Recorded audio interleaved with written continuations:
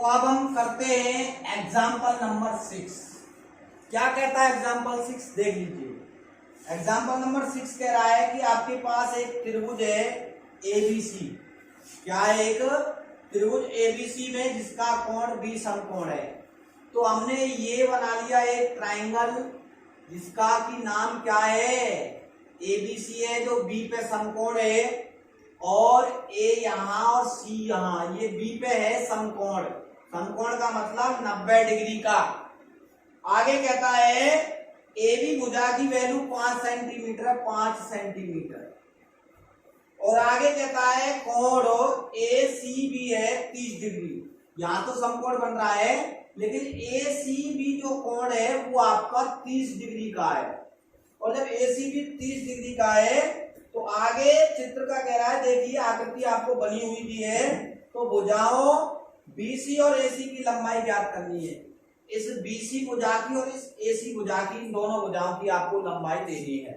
तो देखिए कैसे करेंगे हम। इससे पहले की वीडियो में हमने आपको बताया कि साइन 30 की वैल्यू क्या है, कॉट 30 की वैल्यू क्या है, सारी वैल्यू आपको हमने बताई। थोड़ा उसका प्रयोग करेंगे और थोड़ा त्रिकोणमिति के अनुपातों के जो सूत्र है उनका प्रयोग करेंगे।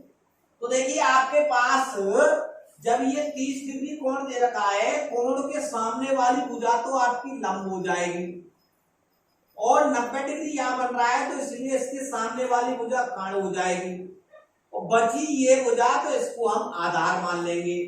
हमारे पास अब तीनों साइड हैं इस ट्राइंगल की। जब ये तीनों साइड ज्ञात हैं तो आपको दो साइड ज्ञात करनी है। इससे पहले की एक्सरसाइज में आपने पढ़ा कि आपको दो साइड दी हुई थी, तो तीसरी साइड निकालने के बाद अदर त्रिकोणमिति का रेशियो देना था, और त्रिकोणमिति का रेशियो आपको दिया हुआ था। अब आपको दो साइड निकालनी। दो साइड क्या है, ये कर्ण है और ये आधार है। तो एक तो फॉर्मूला बनता है कर्ण बटे आधार, और दूसरा फॉर्मूला बनता है आधार बटे कर्ण। ये दो भुजाएं आपको निकालनी है। अब इन दोनों भुजाओं में से यदि मेरे को एक भी भुजा ज्ञात हो तो मैं आराम से निकाल सकता था, क्योंकि मेरे को कोण थीटा दिया है 30 डिग्री का यूज करके। लेकिन मेरे को तो एक ही भुजा दी है, तो आपको एक लंब यूज करनी है और आधार निकालनी है, और लंब यूज करके आपको कर्ण निकालनी है। तो देखो लंब बटे कर्ण। सबसे पहले मैं यदि लंब बटे कर्ण लिखूं, लंब बटे कर्ण, तो त्रिभुज एबीसी है। त्रिभुज एबीसी में आपके पास कोण बी समकोण है, और कोण बी जब समकोण है तो दो भुजा यदि दी होती तो पाइथागोरस का प्रयोग करके हम तीसरी और भी भुजा निकाल सकते थे, परंतु यहां तो सिर्फ आपको एक भुजा दी है। तो करना क्या है, करना ये कि एक दूसरा आपको कोण दे दिया 30 डिग्री, जो अब तक आपको नहीं दिया हुआ था। जब ये कोण दे दिया है तो आपको एक ऐसा त्रिकोणमितीय अनुपात का प्रयोग करना है जिसमें लंब बटे कर्ण आता हो या कर्ण बटे लंब आता हो। तो लंब बटे कर्ण आपके पास फॉर्मूला होता था, लंब बटे कर्ण साइन थीटा का फॉर्मूला होता था, साइन थीटा का। तो साइन थीटा का फॉर्मूला लंब बटे कर्ण है। जब लंब बटे कर्ण है साइन थीटा का, और थीटा की वैल्यू आपके पास 30 है, तो साइन थीटा की जगह आप रखेंगे 30 डिग्री बराबर लंब वाली साइड है ए बी, जो आपको 5 दे रखी है, बटे कर्ण, कर्ण वाली साइड आपके पास ए सी है, जो कि आपको ज्ञात करनी है। समझ में आया? इसके बाद आपको साइन 30 की वैल्यू बतानी है। क्या है 30 की बतानी है, तो देखो ये 0 डिग्री और 30 डिग्री के सामने एक फिंगर अंडर रूट में, और अंडर रूट का मतलब एक होता है, 1/2 होती है साइन 30 की वैल्यू, बराबर 5/AC। AC का गुणा 1 में और 5 का गुणा 2 से। इस तरह से AC की वैल्यू आ गई 10। AC आपने कर्ण निकाल लिया 10। अब आपको चाहिए आधार, और आधार वाली भुजा AC है, तो आधार चाहिए, और आपको दो भुजाएं ज्ञात हैं। या तो आधार बटे कर्ण निकाल लो, या कर्ण आधार निकाल लो, या फिर आप लंब बटे आधार निकाल लो, या आधार बटे लंब निकाल लो। तो मैं निकाल रहा हूं लंब बटे आधार। क्या निकाल रहा हूं मैं? लंब बटे आधार। यानी कि आपको एक भुजा ऐसी लेनी है जो ज्ञात हो और एक ऐसी लेनी है जो ज्ञात नहीं हो। अब लंब बटे आधार किसका फॉर्मूला होता है? लंब बटे आधार फॉर्मूला होता है tan थीटा का। किसका होता है ये? tan थीटा का। और थीटा की वैल्यू आपको दे रखी है 30 डिग्री। कितनी दे रखी है? 30 डिग्री। और लंब वाली साइड ए बी है जो कि 5 दे रखी है। आधार वाली साइड आपको ज्ञात नहीं है जो कि BC है, BC। तो अब आपको tan 30 की वैल्यू बतानी है। क्या है tan 30 की वैल्यू? के लिए sin 30 की वैल्यू ज्ञात करो 1/2, फिर cos 30 की वैल्यू ज्ञात करो √3/2। 2 से 2 कट के 1/√3 होती है इसकी वैल्यू। और 5/BC, इनका भी क्रॉस का मल्टीप्लाई कर दो। BC बराबर 5 का √3 से तो 5/3। इस तरह से आपको दो ही पूछी गई थी, एक तो AC ज्ञात करनी थी और दूसरी आपको BC ज्ञात करनी थी। अतः आपके पास AC बराबर तो आया 10 और BC बराबर आया 5/3। तो ये दोनों भुजाएं हमने ज्ञात कर ली हैं। तो एक बार चेक कर लेते हैं क्या है आंसर इसका। तो इसका आंसर आ रहा है, एक BC और AC की लंबाई ज्ञात करनी थी। AC तो आ रहा है 10 और BC आ रहा है आपके पास 5/3। तो सही है। बढ़ते हैं हम आगे एग्जाम्पल नंबर 5 की तरफ। 5 के बाद एग्जाम्पल 6 है। 6 मैंने करा दिया। अब नंबर आता है एग्जाम्पल 7 का।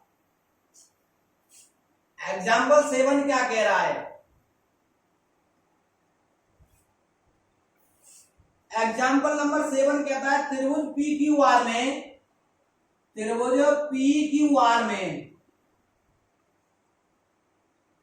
और आपसे कह रहा है जिसका कोण Q समकोण है। कोण Q कैसा है? समकोण। आप एक त्रिभुज का निर्माण करेंगे, आकृति भी आपको दे रखी है और आकृति इस तरह से है कि आपके पास ये कोई त्रिभुज है जिसमें कि Q समकोण है और आपके पास यहाँ R है और यहाँ P है और ये आपको दे रखा है 6 सेंटीमीटर और ये आपको दे रखा है 3 सेंटीमीटर। तो वो आपसे कह रहा है PQ भी आपको दिया हुआ है और PR भी दिया हुआ है। तो आपको कोण QPR, एक तो आपको QPR ये ज्ञात करना है, दूसरा आपको कोण PRQ, PRQ दूसरा आपको ये ज्ञात करना है। इन दोनों की आपको वैल्यू ज्ञात करनी है। तो देखिए अब हम आगे चलते हैं। सबसे पहले आप चाहे तो P निकालो चाहे R निकालो। तो आप जब आप इसका हल करेंगे तो आप कहेंगे त्रिभुज PQR में जो कोण Q है वो समकोण है। जब ये समकोण है तो त्रिकोणमितीय अनुपात पहले ज्ञात करेंगे कोण R के लिए। कोण R के लिए ज्ञात करेंगे तो आपके पास इसके सामने वाली भुजा कितनी है? 3। ये तो हो जाएगी लंबो और ये यहां समकोण बन रहा है, इसके सामने ये है कर्ण। अब आपको दो भुजा ज्ञात हैं, इन दोनों भुजाओं के माध्यम से आपको ज्ञात करने कोण। तो लंब बटे कर्ण कहो या कर्ण बटे लंब, ये दो भुजाएं दे रखी हैं तो इनको बटे में कर लेंगे। जैसे लंब बटे कर्ण, और लंब बटे कर्ण किसका फॉर्मूला होता है? लंब बटे कर्ण होता है साइन थीटा का फॉर्मूला। और थीटा की जगह आपको दे रखा है, किस पे कोण दे रखा है? आर। भाई आर कोण के लिए तो लंब है या PQ, तो इसीलिए आप क्या लिखेंगे यहाँ साइन आर और लंब आपके पास है PQ और बटे कर्ण आपके पास है PR। समझ में आ गई बात? आर के लिए, साइन आर के लिए, क्योंकि साइन आर की वैल्यू होती है लंब बटे कर्ण। अब आपको वैल्यू रखनी है साइन आर बराबर PQ की वैल्यू आपके पास कितनी है? 3 बटे पी आर की वैल्यू आपके पास कितनी है 6, और 3 से 6 कट गया 2 बार। इस तरह से साइन आर की वैल्यू आपके पास आई 1/2। अब ये साइन आर है और ये साइन में ही 1/2 किसकी वैल्यू है? तो ये साइन में ये वैल्यू है साइन 30 डिग्री की। कितने की? साइन 30 डिग्री की। साइन से साइन खत्म हो जाएगा तो आर बराबर आ जाएगा 30 डिग्री। आर बराबर कितना आ गया? 30 डिग्री। अब दूसरे में आपको जो ज्ञात करना है वो कोण P ज्ञात करना है। अब P के सामने वाली भुजा ये है, ये लंब हो जाएगी लंब, और ये हो जाएगी आपके पास आधार। क्या हो जाएगी? ये आधार। कण तो वो रहेगा ही। अब लंब तो आपको ज्ञात नहीं, ये तो आपको लेनी नहीं है। अब आपको लेनी है आधार बटे कण। क्या लेनी है आपको? P के लिए सामने लंब हो जाएगी ये आधार, ये कण। अब मेरे को दो भुजाएं ज्ञात है, PQ ज्ञात है, PR, जिसमें कि PQ तो आधार और PR कण है। तो आधार बटे कण कहो या कण बटे आधार? मैंने कहा आधार बटे कण। आधार बटे कण होता है किसका फॉर्मूला? आधार बटे कण होता है कॉस, और किसके लिए आधार है? ये P के लिए आधार है, कॉस P का मान। तो कॉस P का मान आपके पास निकालना है, P का मान। आधार की वैल्यू कितनी? आधार आपके पास PQ है और बटे कण आपके पास PR है। आधार की वैल्यू 3 है, बटे कण की वैल्यू 6 है। यहां भी 3/6 था, लेकिन देखिए कितना अंतर आएगा, ये आ गया 1/2। कॉस P बराबर 1/2। अब ये देखना है, यहाँ तो कॉस P है, यहाँ 1/2 है, तो ये 1/2 कॉस में किसकी वैल्यू है? ये 1/2 कॉस में कॉस 60 की वैल्यू है। तो इस तरह से आपके पास कॉस से कॉस खत्म होगा, तो P की वैल्यू जो है 60 डिग्री आ गई। और कोण R का मतलब क्या है? जिसमें बीच में R आ रहा हो, जिसमें बीच में R बीच में आ रहा है PRQ में। दूसरा आपको PRQ पूछा था, R बीच में आ रहा है, R इसमें बीच में आ रहा है, तो इसलिए ये तो वैल्यू हो गई PRQ की। PRQ बराबर तो 30 डिग्री। अतः हम कैसे लिखेंगे? अतः PQR बराबर 30 डिग्री, और P बीच में किस में आ रहा है? QPR में आ रहा है, तो इसकी वैल्यू हो गई 60 डिग्री। अतः आपका ये आंसर हो जाएगा। तो pause the video and note down. आगे हम बढ़ते हैं एग्जांपल नंबर 8 की तरफ। तो एग्जांपल 8 क्या कहता है वो भी हम पढ़ेंगे और वो भी हम करेंगे।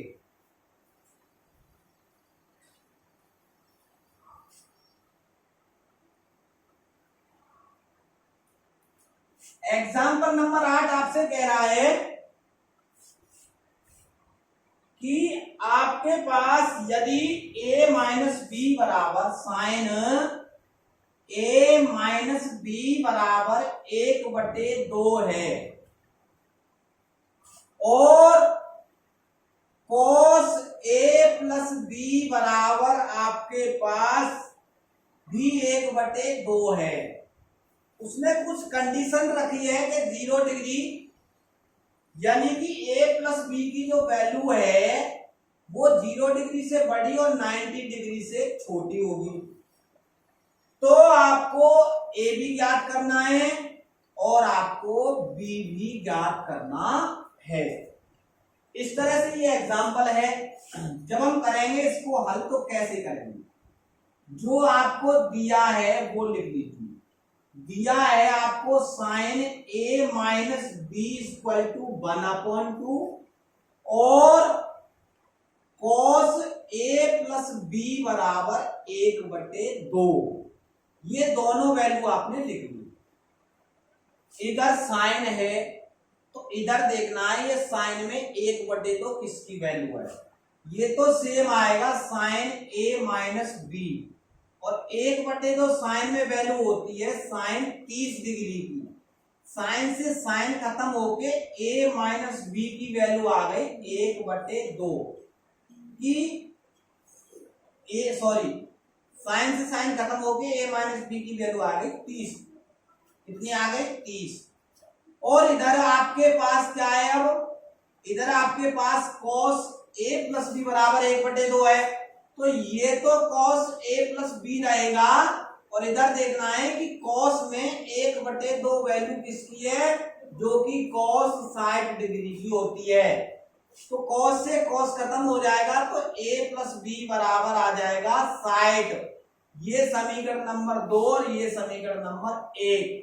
समीकरण 1 व 2 को जोड़ने पर, समीकरण 1 व 2 को जोड़ने पर, जब 1 और 2 को जोड़ेंगे तो आपको क्या मिलेगा, पहले लिख लो a माइनस बी बराबर 30 पहले समीकरण को, फिर लिख लो a प्लस बी बराबर 60 डिग्री दूसरे को।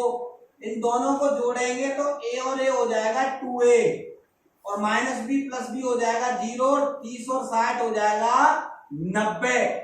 इस तरह से a की वैल्यू 90 में भाग दे दो 2 का, तो 45 डिग्री तो आ गई a की वैल्यू, कितनी आ गई 45 डिग्री। अब a का मान समीकरण 1 में रख दो चाहे समीकरण 2 में, a का मान समीकरण 1 में रखने पर, जब समीकरण 1 में ये मान रखेंगे तो a की जगह 45 डिग्री माइनस बी आएगा बराबर 30 डिग्री, तो माइनस बी बराबर 30 डिग्री माइनस 45, और 30 में से 45 गया तो माइनस का 15 बचेगा, माइनस से माइनस कट गया। इस तरह से आपके पास जो बी है वो आ गया 15 डिग्री। अतः फाइनल जब आंसर लिखेंगे a बराबर 45 और b बराबर 15। अब कंडीशन चेक कर लेते हैं, जब मैं a प्लस बी करूंगा तो 45 प्लस 15 होगा, 45 और 15 होगा 60। a प्लस बी की वैल्यू 0 से बड़ी है और 90 से छोटी यानी कि 60 है, तो जो 90 से बड़ी हो छोटी होगी और 0 से बड़ी, अतः हमारी कंडीशन भी फॉलो हो रही है। इस तरह से आपके एग्जाम्पल हो जाते हैं कंप्लीट।